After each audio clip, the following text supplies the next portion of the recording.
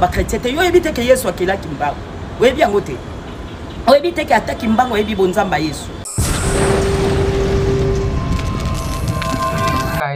Mais Kasanabi Tozo Yokaye, mais elle a une grande erreur. Parce qu'elle a évité. Mingi bana na Nzambe. Mukoleza li tokobeta lisula kimbango. O bato balobaka mais ngasi ko na une vraie révélation ya Nzambe. Église de rêve baye. Dans la quatre kimbangiste bandimaka Yesu azanzambe. TGT. Donc véritable Yesu Masia. Véritable Yesu. Église kimbangiste comme on a église de Jésus-Christ par son envoyé. L'église de Jésus-Christ sur la terre. Sur la terre. Par son envoyé Papa Simon. Par son envoyé spécial Papa Simon Kimbango. Voilà, on se croise on dit ma Yesu Masia aza Nzambe. Mais azali mwana ya Nzambe azape Nzambe na kati ya Trinité. Parce que zana zo kimia ko papa ngali ngaza na kimia. Do bandima Yesu Masia aza Nzambe. Mais azali pe mwana na Nzambe ne Yesu pe alobaki ayeki lwa mwana Nzambe. So nakoza mwana na Nzambe a Nzambe. Siko bango bazolata bakumba kimbangiste ndenge ni pourquoi kimbangiste kenda trop et kenda parce que bango balata kombo wana ba miloba ka wana za bango explication ni na opis ba miloba na ke balati kombo ya papa ya Yesu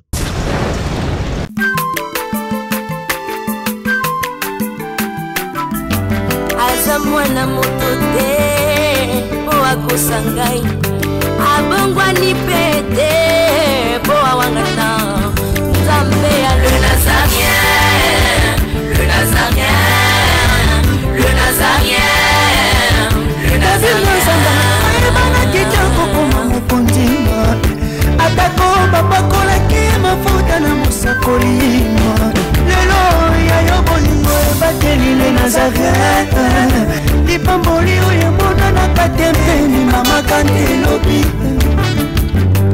koleke mapapu masope mafuta toko kesika na longo na Nzambe oyo babenga na makomi.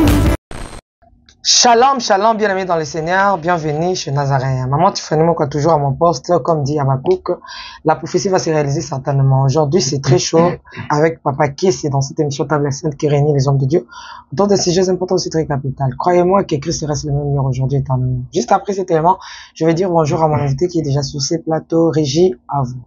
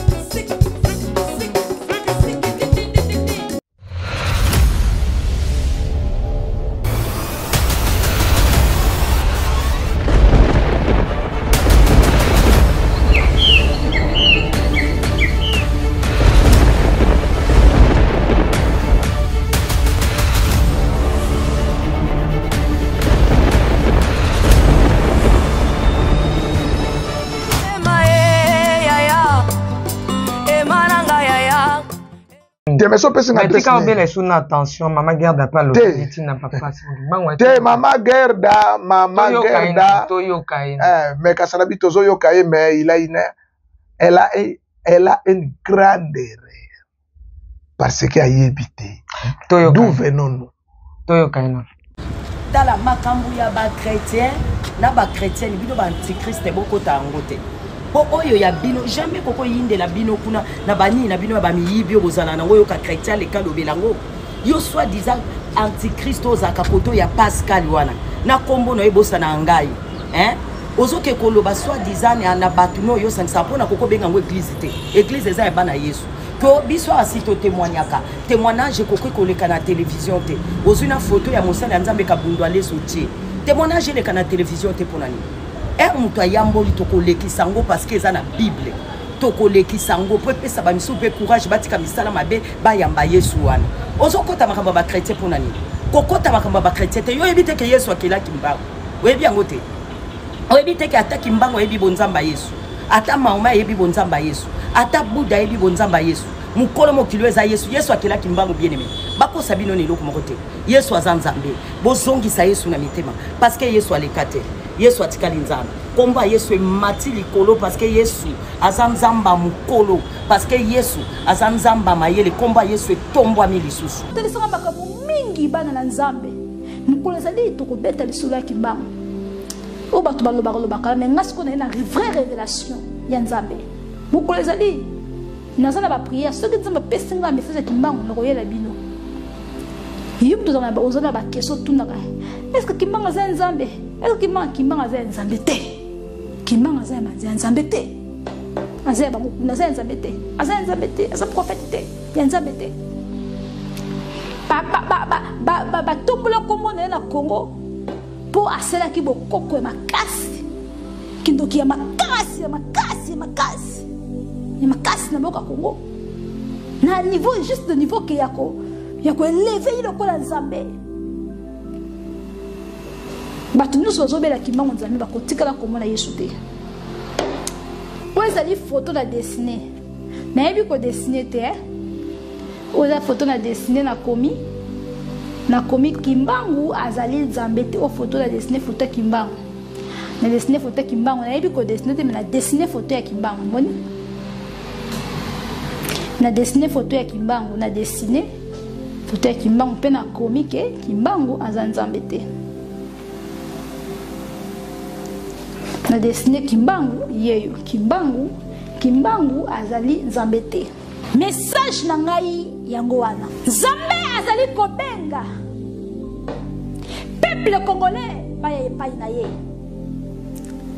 Nzambe azali kotalisa bolingo na ye na kati ya mboka Congo ekobonga kaka soki tonzimeli Nzambe ya solo Congo ekobonga kaka soki tobwaki bikieko Congo ekobonga soki tolongwe na makambo ya bokoko ya bondoki nde Congo ekobonga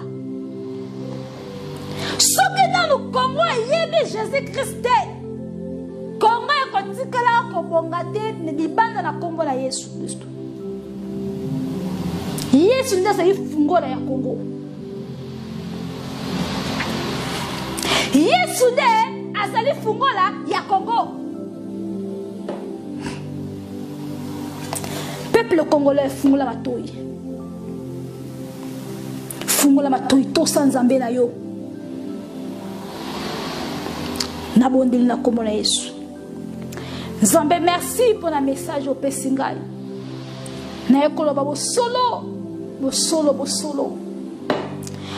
même bato bakonzima te bisu me bana na yo bakonzima message oyo olobaki na ngai kimbango azalaki nganga olobaki na ngai kimbango azali mosali na Nzambe te azalaki faux prophète mais abombamaki na kombo na Nzambe tala bosolo na ye komema yango oyo bana yo bayoka basali na batosa nakotika koloba kambo te ti na kokomaka mobange na koyaka kaka koloba lelo pesinga makasi ko makambo oyo Angola mukoso ko revelenga mususu fungolanga miso molimo na mona pena ya koloba makambo oyo onadiko ozali kotalisanga sikete komo na yekumisi mokonza bakonzi sunga bando baluka Nzambe ya solo bazwa Nzambe ya solo merci Jésus pour la nyonso eli kosana kati ya bomena biso kombo na ekumisama na kombo na Yesu Kristo Yesu Masiya na alors mama garde no taliana zo cible mingi no bino nante alors attends Simon qui m'a mais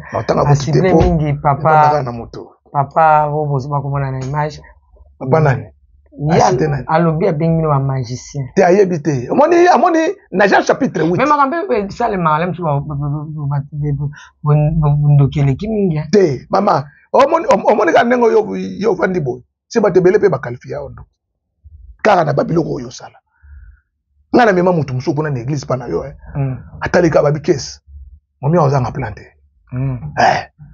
ameme ko l'église akanga opendo abisinga kesi mobe ozanga planté ngabiri ana planté abisinga kesi keba kesi ngabiri akalifia yo Jésus-Christ dans Jean chapitre 8 tant voyez dans Jean chapitre 51 52 53 54 55 56 bakalifia ki démon babi c'était mutu azana mulimo ya Belzebul mutu azana démon babenga ye démon bazwa mabanga babamba ye bakoma na nzela Yesu alimo abunga Jésus-Christ sana bon nabi ya bino bolobela Yesu ko ba bolobela te me ngana yebi ke bolobela Yesu le véritable Jésus bon bino Yesu bino bolobela abuchaka insikani Yesu non l'église c'est l'église de Jésus-Christ nabi ke l'église c'est l'église de Jésus-Christ l'église ya kimangisi c'est l'église de Jésus-Christ parce qu'on envoyé papa Simon Gimao so yana tuni Yesu kune pa na bino kolo Yesu masi c'est le propriétaire de l'église l'église kimangisi c'est propriétaire na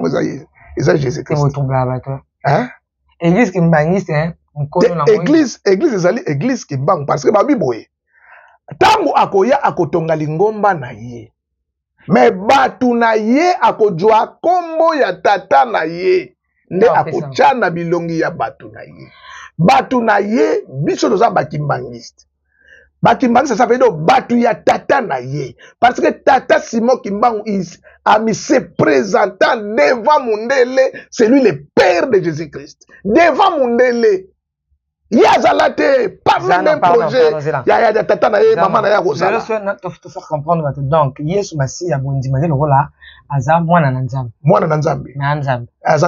sikoyo papa na yende nzambe tata Simon Kingeta siko bino bolata kombo ya papa ya Yesu Yesu abaki ngai na tata na ngato za mutu moko nga nzana expliquer batuleo ba chrétien ba yeba ba église reve ba yeba donc na kati kimbangiste bandima ka Yesu aza nzambe TGT donc ba véritable Yesu Masia véritable Yesu Église qui magiste comme on a église de Jésus-Christ par son envoyé l'église de Jésus-Christ sur la terre par son envoyé papa Simon par son envoyé spécial papa Simon Kimbangu voilà ba on se croise on dit ma Yesu Masia aza nzambe mais azali mwana ya nzambe nzambe na kati ya trinité parce que zana zo kimia ko papa ngali ngaza na kimia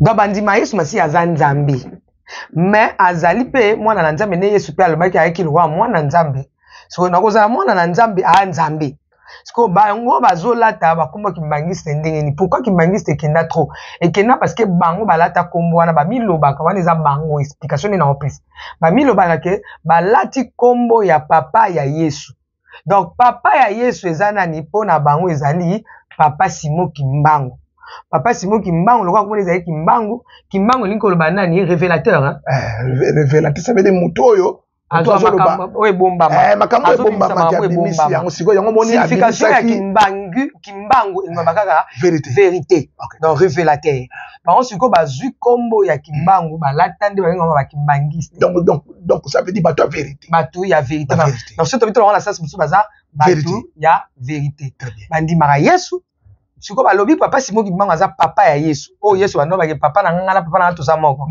mutu moko bango siko babike Yesu Masia papa na ezalaka Kimbangu ni papa na aza nzambe Yesu pa aza nzambe bango pe bandimelaka Yesu lokola na même niveau que a nzambe bandima pe papa Simon Kimbangu papa Simon Kimbangu ya 1950 ya 1921 ye pa aza nzambe papa Simon Kimbangu pe ya 2000 te papa Simon Kimbangu baza na ba différence te papa Simon Kimbangu aza nzambi pona bango Yesu pe a nzambi sikoyo na minute oyo bango balata kombo ya papa ya Yesu papa Simon Kimbangu na temps biso tozali ezali temps ya molimo mosantu Yesu Masia bina kei na otika mende mosungi molimo mosantu so bino bosela su kombo ya papa Yesu pandake Yesu abi atikeli biso molimo mosantu ko to cha des autres te na lingi na expliquer yo molimo mosantu alors on a net parce que ba ndena lingi na expliquer yo Omoni na Apocalypse quelque part mukande zolo baboy.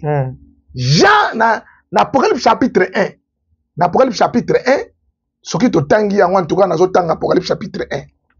Il faut ça toi en tout cas bo ça toi ya lukanga na to mona na tamwa tamuke to ko solo la poza ndeko. Asa mwana mwasi na ebite so bandeni. na Apocalypse chapitre 1, de verset 1 jusqu'à 3. Balobi boye, Jean aux 7 églises qui sont en Asie. La grâce, donc Jean aux 7 églises qui sont en Asie. Jean, na mangomba sambo, o ezalaki na Asia. Balobi, la grâce et la paix vous soient données de la part de celui et de la part de Jésus-Christ, les témoins fidèles. Et de la part du Saint-Esprit, qui sont devant son trône.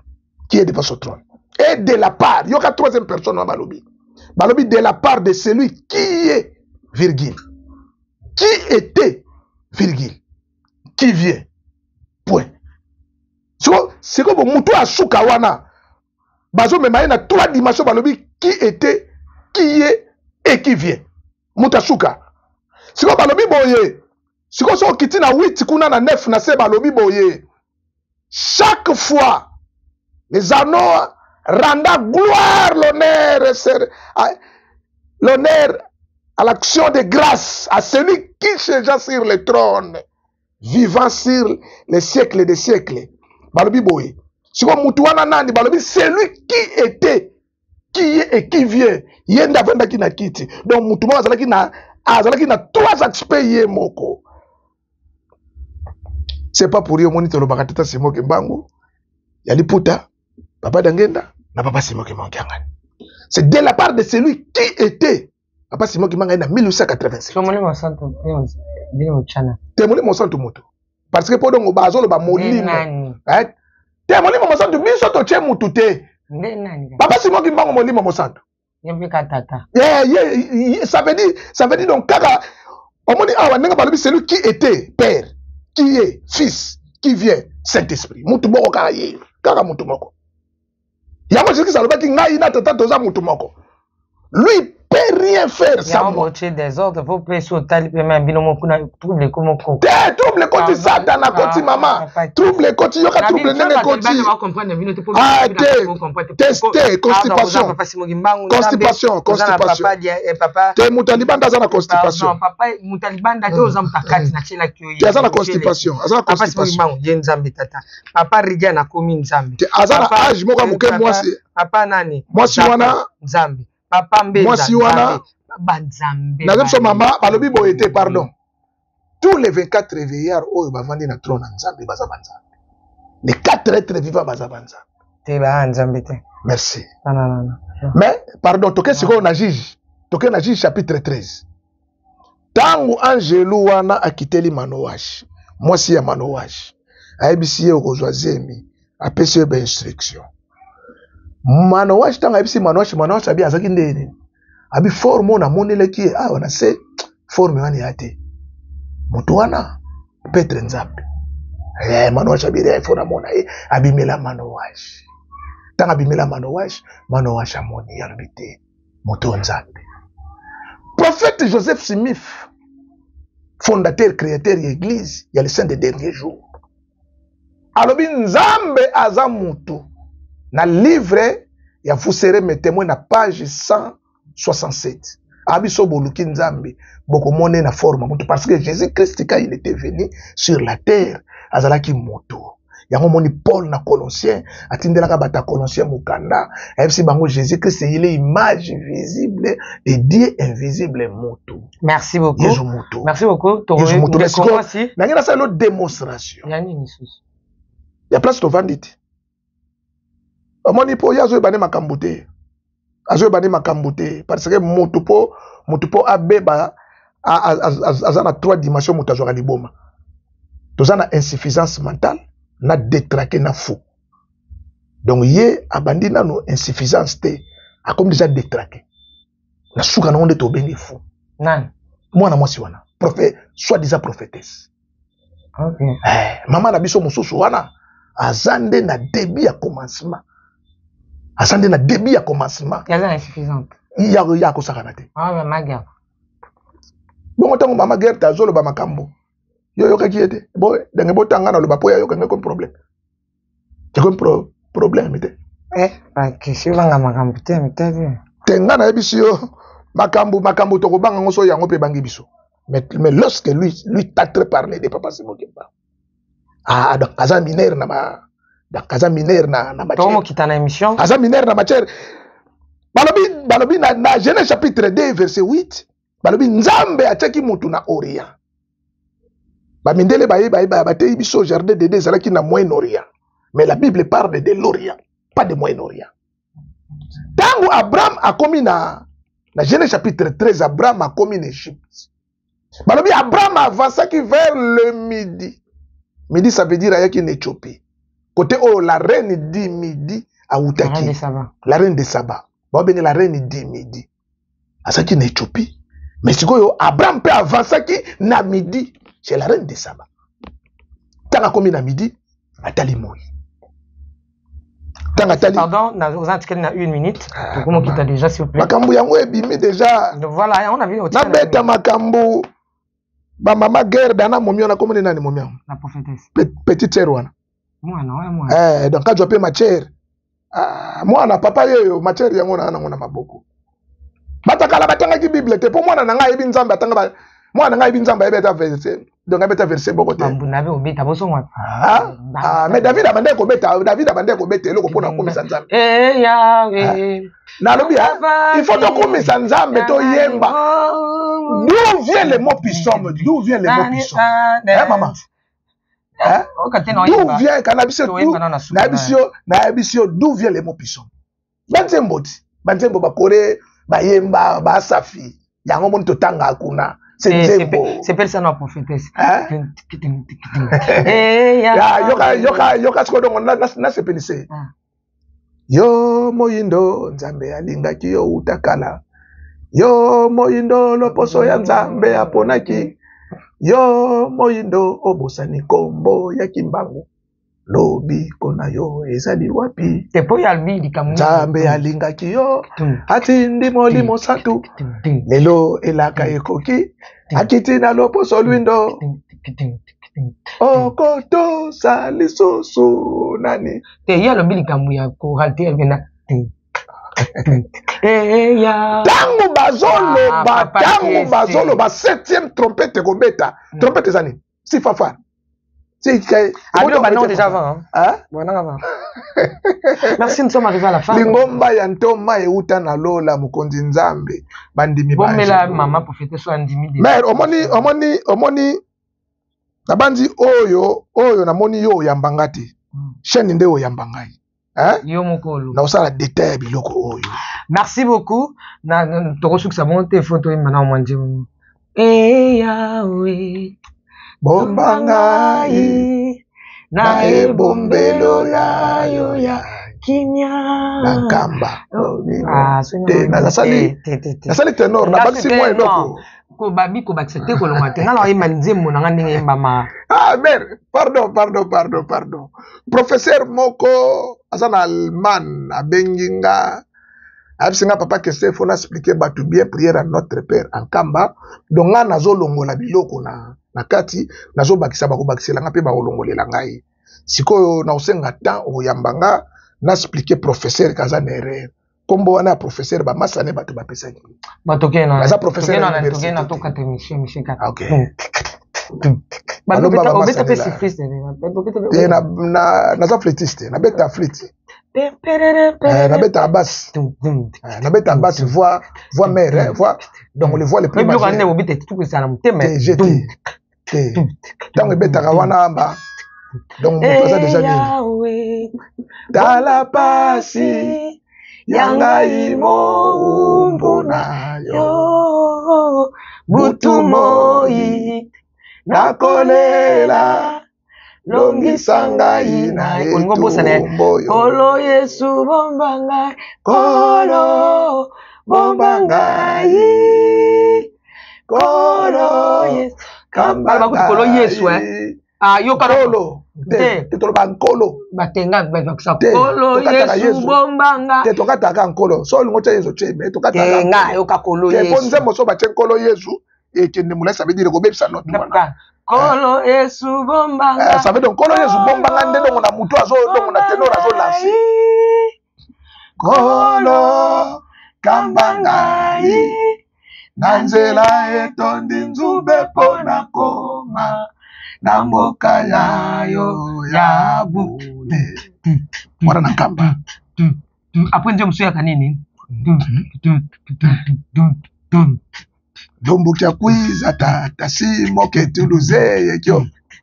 Tele mankundi twenda kweto kuzulu dia vele.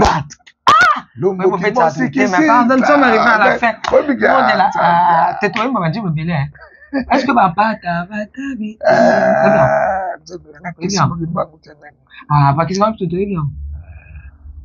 Tingna na regret fort, donc tingna na sentiment, donc on a pèsé la indousa papa Simon Kimbangu, ba mère wana ba yoka idéologie. Et papa qu'est-ce que non?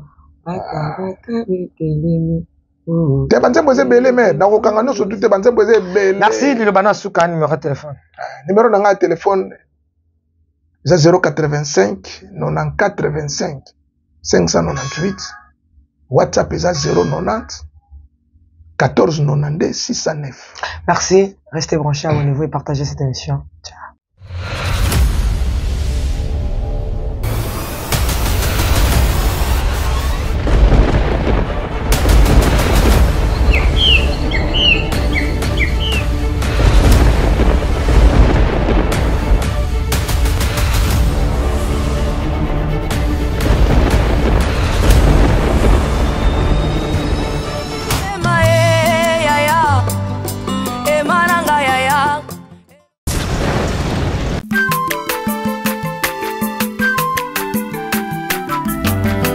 Mwana moto te po akosangai abongwa ni pete po awangata Nzambe ya le Nazarien, le Nazarien, le Nazarien, le Nazarien.